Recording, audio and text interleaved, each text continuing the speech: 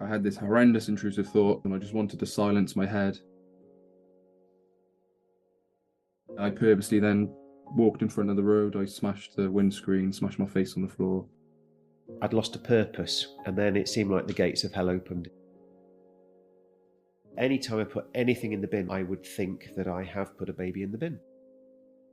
Many people believe OCD is just about cleanliness, or needing everything to be in a certain order. But in reality, there is so much more to it than that. I know this because my late mum had OCD.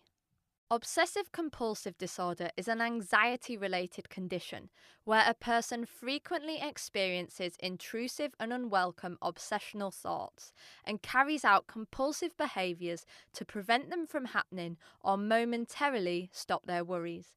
Their comforting solutions become their worst enemies. First, they consume their mind, then their time, and then their lives. Oh, Caitlin, happy birthday. Lots of love, Mummy and Daddy. This is my mum Tracy on my second birthday. My mum was a ray of sunshine to everyone who knew her.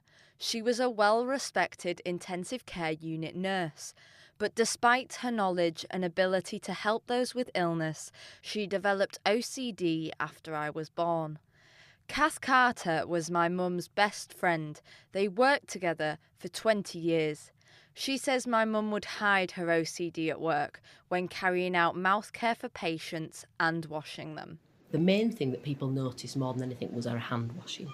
She'd scrub her hands up to her elbows, which you'll know, but actually as a nurse at the bedside, you would never have known. This is the 1403 service to Scarborough. I travelled home to visit my mum's old flat. She moved here in 2008 after separating from my dad. I was 5 years old. Life at my dad's was normal, but at my mum's I had routines to follow and things I couldn't do. Many of us wouldn't think twice about how we enter our homes, but this was a challenge for my mum. When we came into my mum's flat, we would always come through the back door, which led straight into the kitchen. The kitchen is very narrow with surfaces on either side, and we both had to make sure that we didn't touch anything as we came in because that would trigger my mum's fear of contamination. So my mum would go before me, she would walk through the kitchen, and then at the end of the kitchen it meets onto the hallway where my mum would leave her indoor slippers. My mum would balance and put her indoor slippers on. Forgot how hard it is to balance. And then once we were both in the hallway, my mum would start getting undressed, getting herself showered, and I would sit on a stool and play on my phone, usually for about half an hour. When she was finished, I would turn my phone off and put it in a Tupperware box, and that's where my phone would stay. I wouldn't be able to go on my phone whilst I was here after that. Then I would step forward in the hallway and get undressed, and my mum would watch me because she would have to make sure that my arms or my clothes didn't touch the walls, because again this would set off her fear of contamination, and I would put all my dirty clothes in a bag ready to be washed straight away. Once I was undressed, I would walk through to the bathroom really carefully with my arms really tight against my body, making sure again I didn't touch the walls or the doors. And I would step straight into the shower, which was the final step of entering the flat. Naomi Feinberg is a professor of psychiatry at the University of Hertfordshire.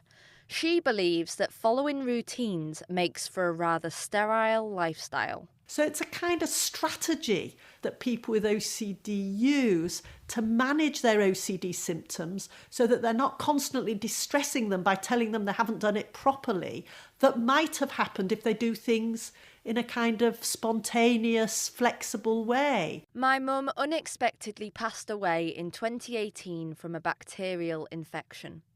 Kath says my mum's fear of germs was so intense it prevented her from accessing the help she desperately needed. There was a couple of occasions where she really needed to attend the GP surgery and wouldn't go because she couldn't face not showering before she left the surgery.